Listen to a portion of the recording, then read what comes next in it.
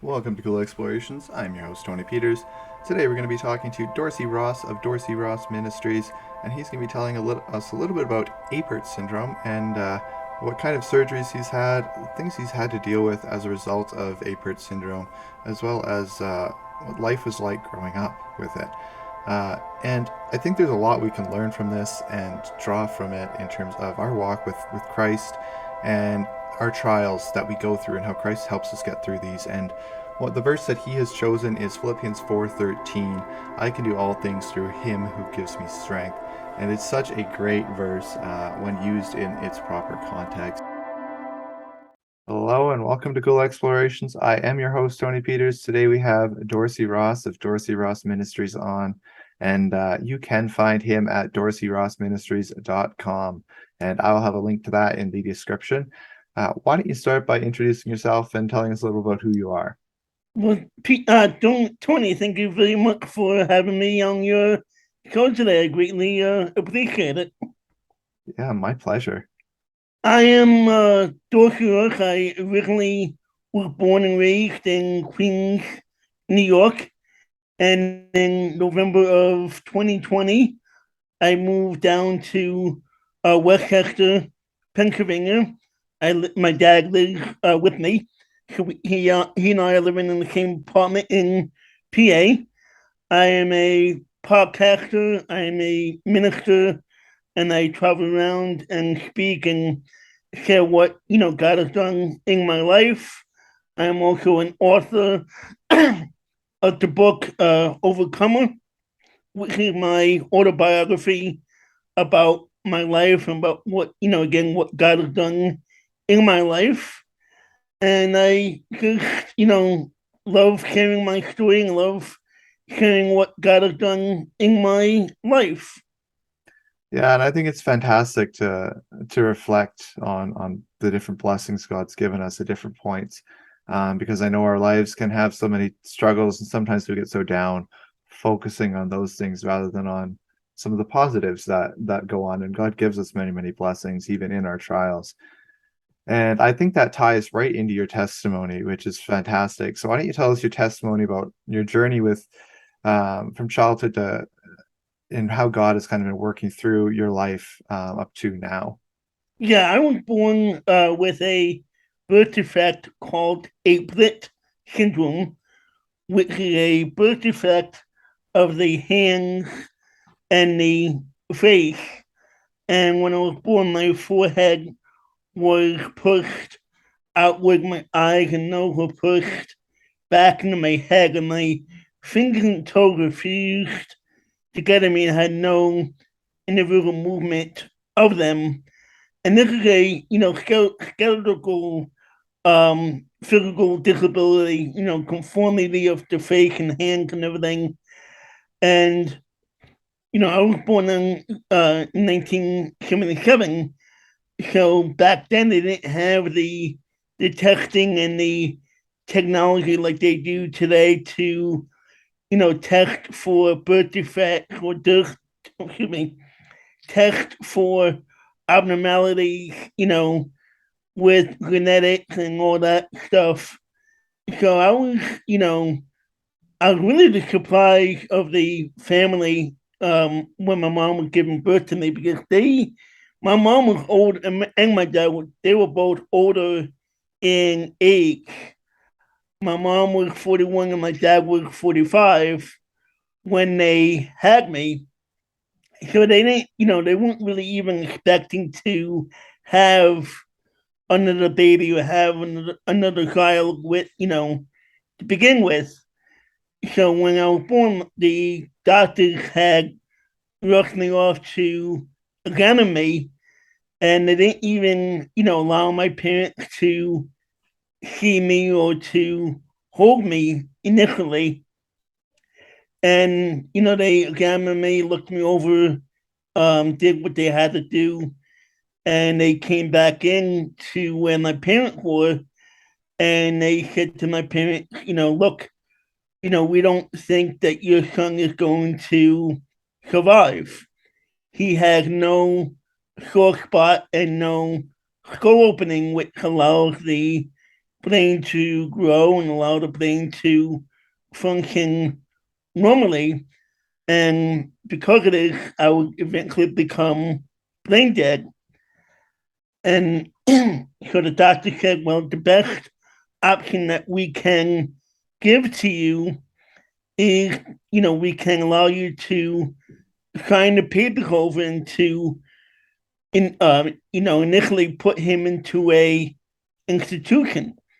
And, probably eventually I will probably die.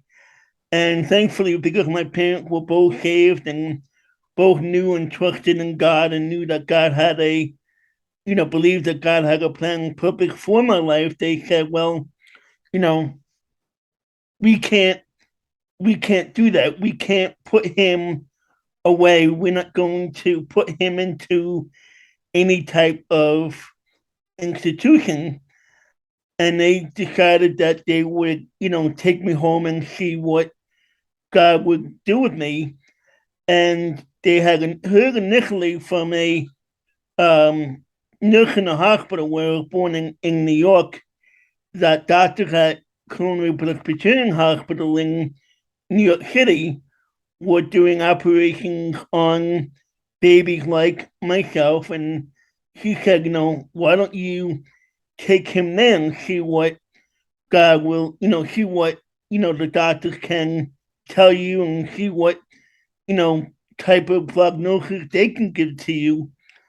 And they did. And the doctors there said, well, if he has the operation to open the skull and to allow his brain to grow and allow his brain to function normally, then he'll survive. He'll have, difficulties that he'll have to overcome and obstacles that he'll have to face, but he'll survive.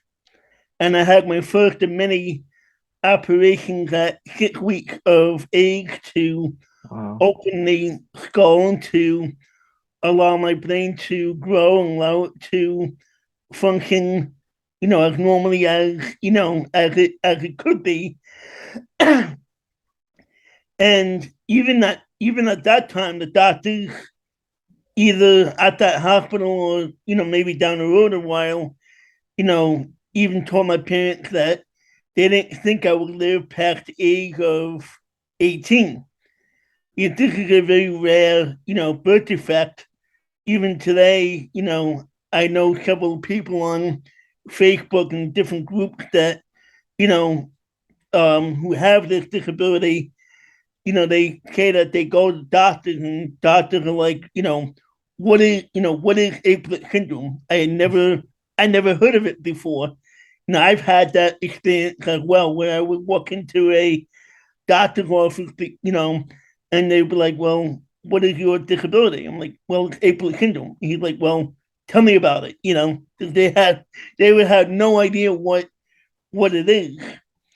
And over my lifetime, I've had 68 operations Wow. to, reconstruct my face and to be able to separate my fingers. And that all, happened probably between the age of 6 weeks to about when I was about 16 years old. Was really the last major operation that I had. I had another one when I was attending Bible college, but that was because I fell and broke my arm. And because of the way my arm was, I can't stretch them out all the way. And they had to put a pin in my arm and to put it back into place.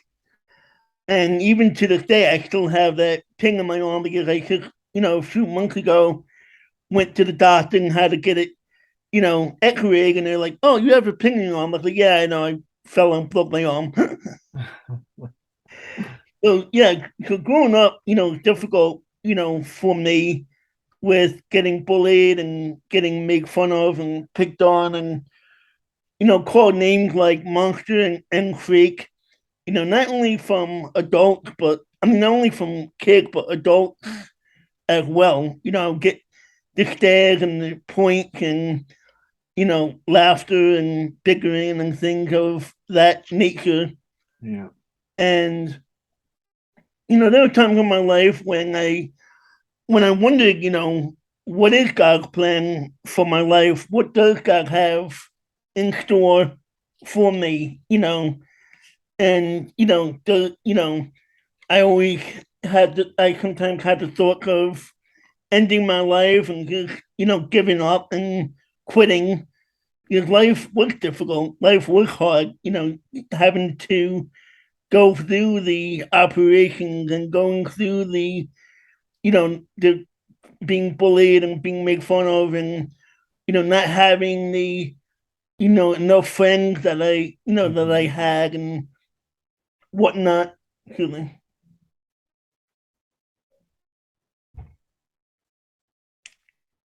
But as I got older, I started to realize, who I was in God, and that I was His masterpiece. That He created me this way inside my mother's womb, and that He made me this way for a reason and a purpose.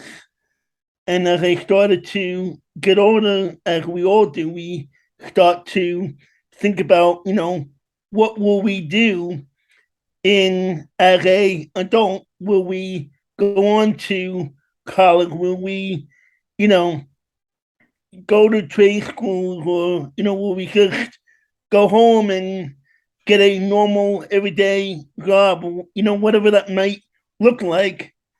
And I started to think about the same thing. I started to, you know, what I wanted to do. Would I be go back and, get back and become a nurse, or, as all most boys do, and, go through sometimes nowadays, they want to become the next sports athlete.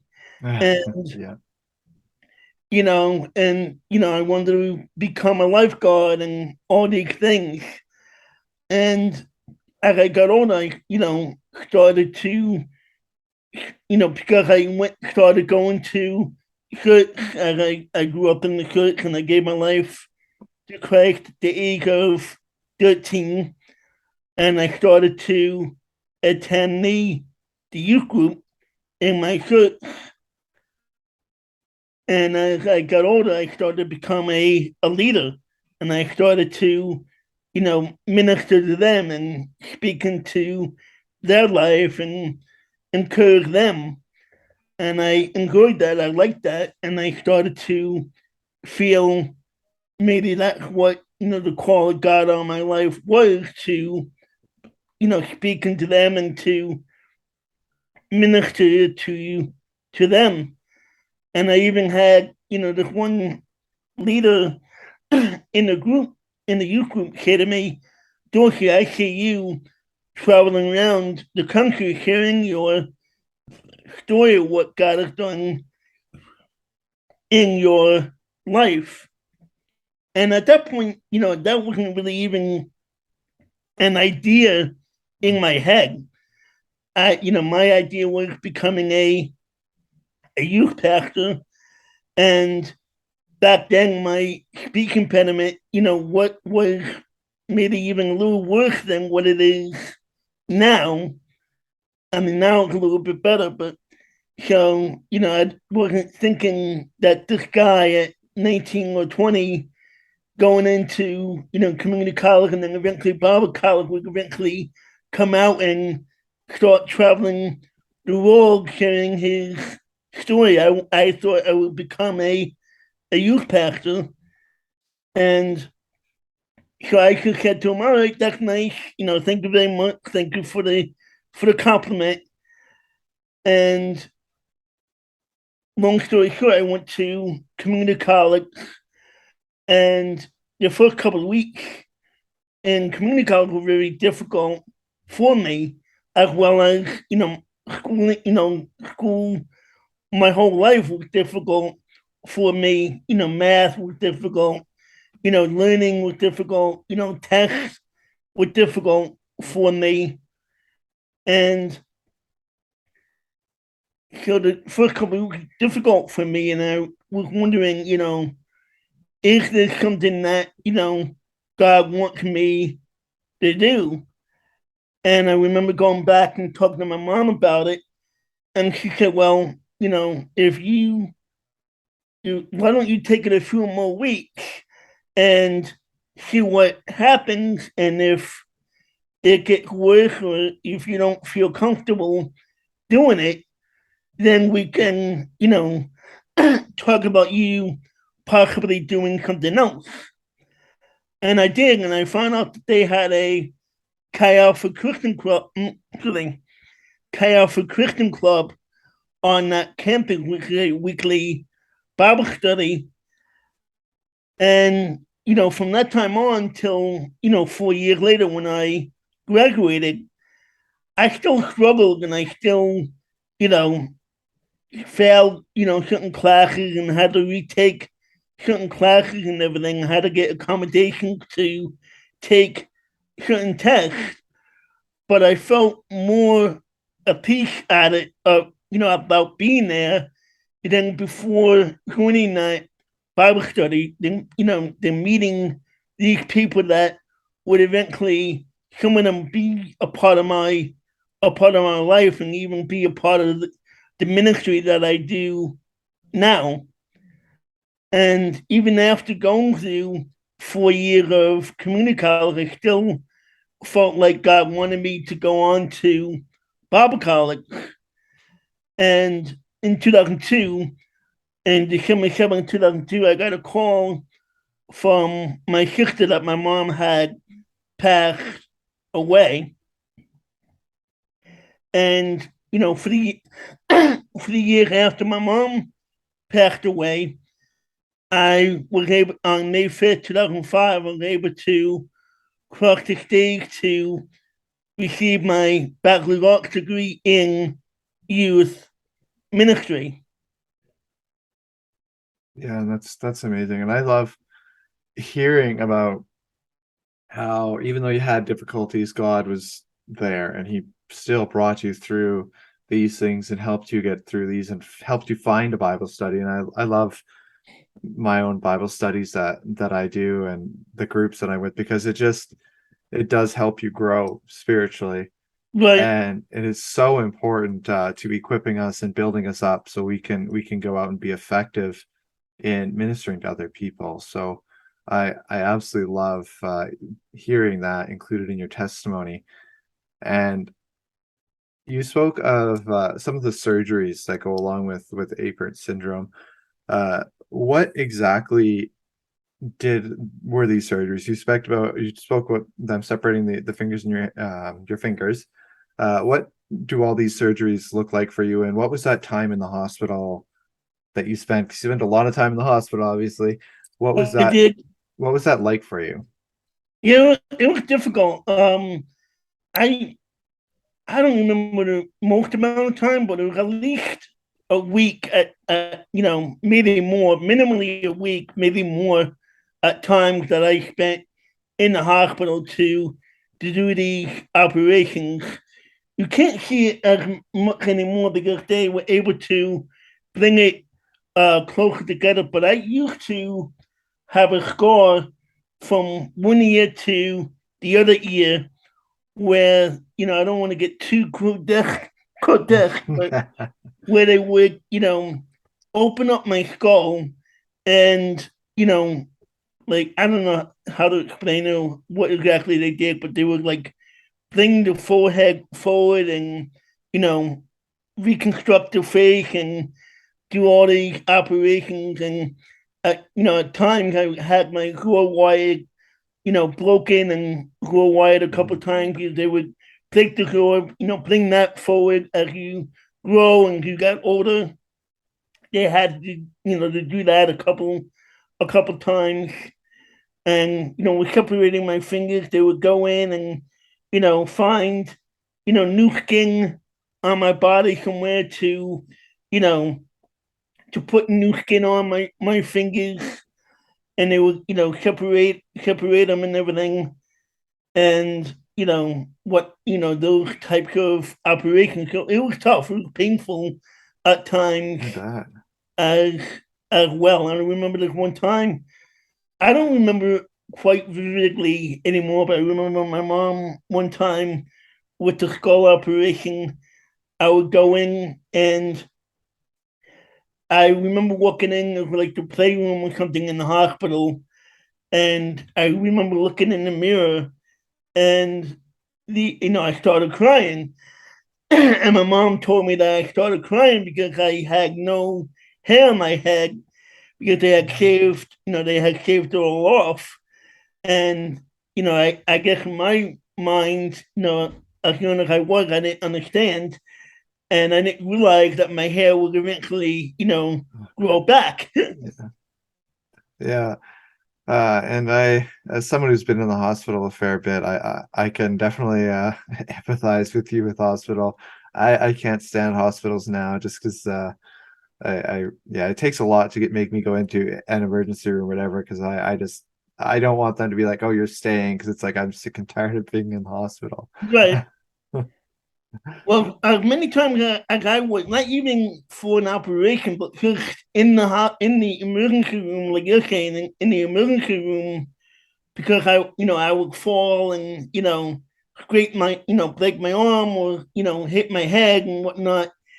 And I was in the hospital. I'm surprised nobody called like CPS on my parents. Yeah, yeah. Well, and yeah, hospitals can be they're a great thing. It's just when you're in them a lot, it can be very, Yeah, very frustrating.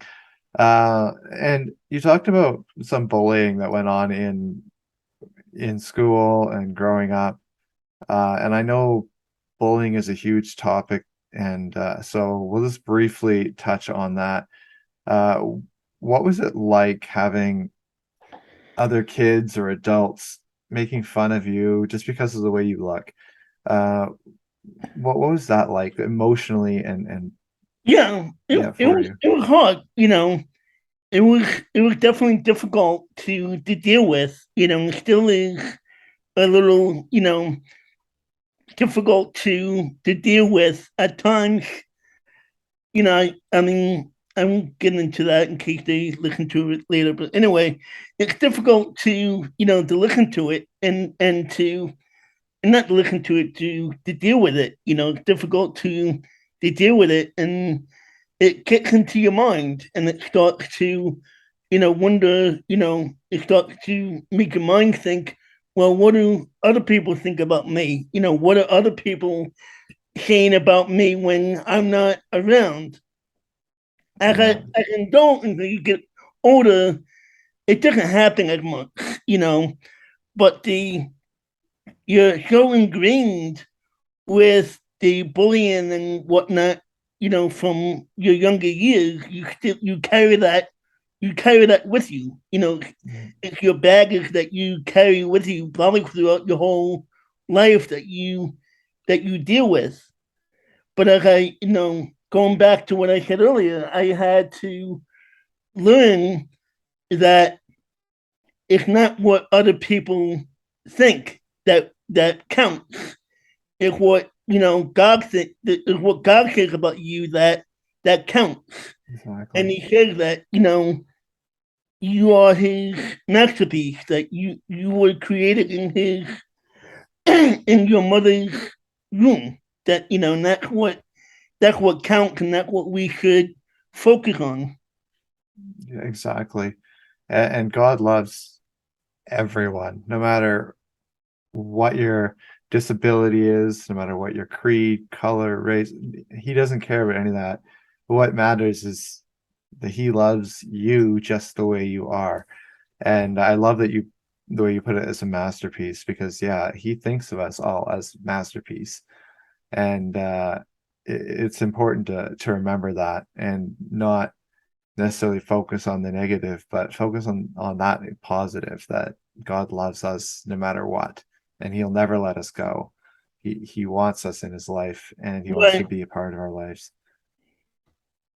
How now looking back, how can you see God using using you and being at work throughout your each step of your journey?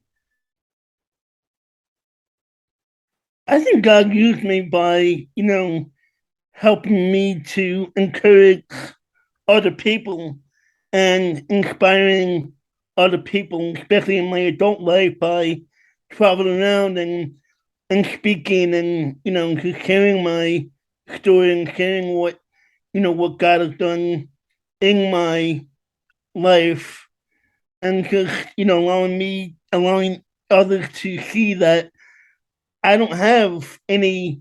I try not to limit myself in what I do. You know, that's why that Bible verse, Philippians 4:13, is one of my favorite verses. It says, "I can do all things through Christ who gives me strength." I don't want to take it out of the context, but I think when in God's will and in in His will and His plan for our lives, He will give us the strength to do what it is that God wants us to do for our lives. Yeah, and I love that you say in context because so many people do take that verse out of context, but that's the exact context that is meant by that verse is through God's will we can do all things, and He will give us the strength to do all things. To public speak, which is something I'm going to have to get used to here coming up, as I know I'm going to be getting into a lot more of that. But it's taking me out of my comfort zone, and that's something God has this tendency to do. Be like, you're in your comfort zone. Let's get you out of your comfort zone. Let's push you a little further. And I see that with you with your public speaking and stuff like that, and with my own having to get used to public speaking. It just God just slowly just pushes you out of your comfort zone, but He gives you the strength to do it. Right. So I love that, and it is just so important to remember in each of our lives that He will give us the strength. He'll be there for us at each stage of the way, and I think that is fantastic, and I love what you're doing at Dorsey Ross Ministries. What's the purpose of your ministry, and how did that all come about?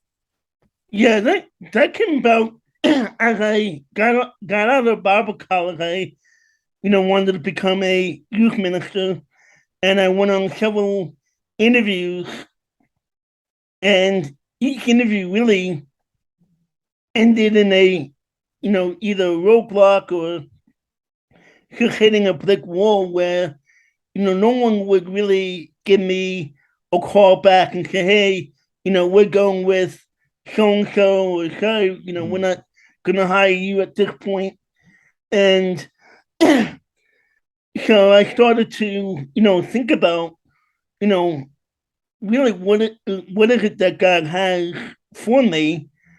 And I always knew that He had something in store for my life. And during the outreach event at my church back home in New York, they were giving people an opportunity to share their story. So I went up to the pastor. I was like, "Hey, I'll be willing to share my story if that's okay with you." And they're like, "Yeah, we'll put something together. We'll do a video and everything." And they did. And at this outreach event, they gave me like 10 minutes to speak, and they showed my video. And during this time, I just felt in my spirit that God was like, "Hey, this is what I have for you. I want you to send this out to different churches and see what see what will happen." So I got the permission of the pastor and permission of the head person in my denomination for the district, and I started calling churches, New York, New Jersey, Pennsylvania, and they would allow me to send them my information. They said, a lot of some of them said no, and some of them said, yeah, we'll have you to come and speak. And from that time on, it steamrolled. And obviously, 2021 very hard and difficult. And it's starting to pick back up a little bit, but it's what I do is I just go in, for, at least for the first time they have me. I go in and share sermon testimony of what God has done in my life. Yeah, and it's interesting how God just pushes people into ministry and is like, I'm going to use you in this way. And ministry looks like a lot of different ways for different people. We've all got different gifts, and sometimes we discover we have gifts that we didn't know we had, Yeah, like public speaking. right. So I find that very interesting, how God is just constantly helping us grow and revealing parts of us that we didn't necessarily know we had or that were a part of us. And God's just like, I gave you this gift. Yeah, Let's use this. right. What advice would you have for those who are dealing with seemingly hopeless health issues? I know this is a message a lot of people really need to hear. Yeah. I would just encourage them, not to give up, not to lose hope, to know that, you know, first of all, God is our healer and that He can heal us again in His will and in His plan for our lives, and just to keep going every day that we get up, be positive about that and know that, hey, I have another day here on this earth to encourage somebody, to, you know, support somebody, to give somebody a smile that maybe may need that smile for that day. Yeah, and hope and encouragement, that's huge in this society, especially where so many people feel hopeless, whether they have health problems or not. It's just people just have gotten to the point where it's just like, I feel hopeless. And so that message of hope, and encouragement, and through God we can have that hope. Jesus Christ came and saved us. He, and so we can garner hope from that he can use us. He loves us no matter what. And he has that ability to turn us into whatever he wants us to be, and that looks like something different for everybody. So thanks for coming on and sharing, Dorsey. I really Absolutely. appreciate it. Thank you for having me. Thank you for listening to Cool Explorations. You've just heard Dorsey Ross of Dorsey Ross Ministries talk about his testimony and how God has brought him through Apert syndrome and gotten him through many, many surgeries that he's dealt with as a result of Apert syndrome, and what his experience has been like, as well as how God has worked through it and used him despite Apert syndrome. And it's so important for us to remember this and remember the verse that he uses, Philippians 4:13. I can do all things through him who strengthens me. If you would like to reach me for any reason, you can do so at tpeters745@gmail.com.